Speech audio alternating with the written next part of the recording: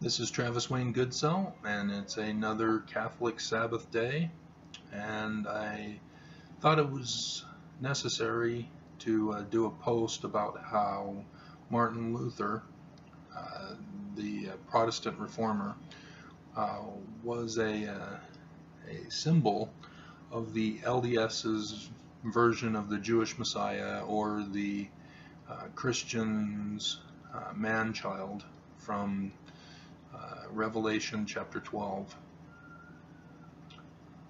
the one mighty and strong. The title of the post on my website is Martin Luther was symbol of the one mighty and strong. And it is the 23rd of September. It's after the autumn equinox, or whatever the other vernal equinox, spring equinox, it's the autumn, whatever. The sun, or the earth, is moved at the other pivotal point around the sun. And I'll just read it off of my website.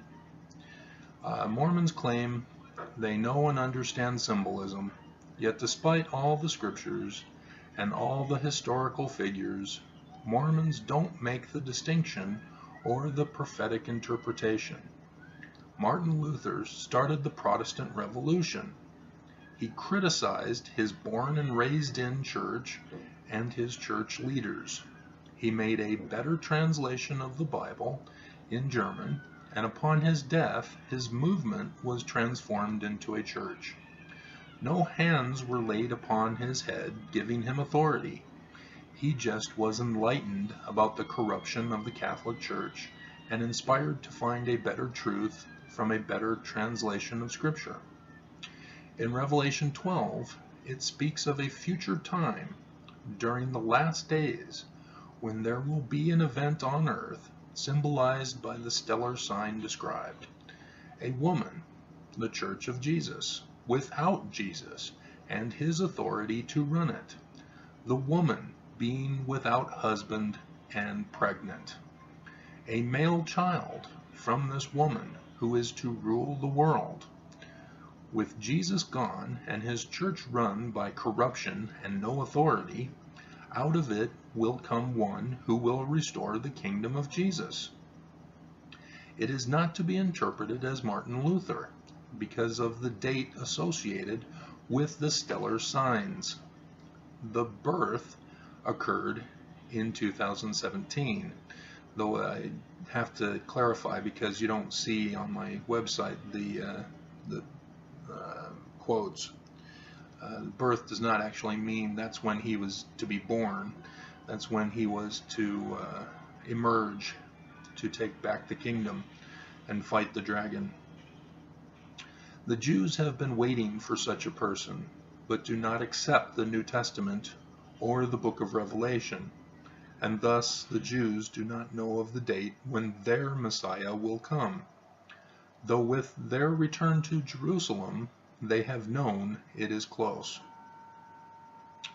Mormons have been fooled by the incorrect translation of the words of Jesus, saying that he will return, when all of the Old Testament and Revelation prophecy of the Jewish Messiah, not a return of the Christian Messiah. Mormons hate me for this knowledge and refuse to believe the truth, wanting rather to continue with their false belief and accuse me of being an antichrist. Oh, the hypocrisy! When Mormons deny the coming of the man-child, the one mighty and strong, the Messiah, the Christ, they are by definition the Antichrist. Mormons even have had Doctrine and Covenants, section 85, verse 7, which was put in by Brigham Young and attributed to Joseph Smith, yet it still is a prophecy of the coming Messiah, who will not be Jesus the Messiah. but will come out of the LDS Church to restore it. For the LDS Church is also corrupted, and restore the United States government. The one mighty and strong is the man-child of John's, and is also the Jewish Messiah of prophecy. And then I could get into the origins of the Bible, which is the Egyptian religion and scripture, which explains it all and clears up the errors of the Jews and Christians and the Mormons. So Mormons, quit being haters and rebellious to God and his plan of salvation. Quit being antichrists.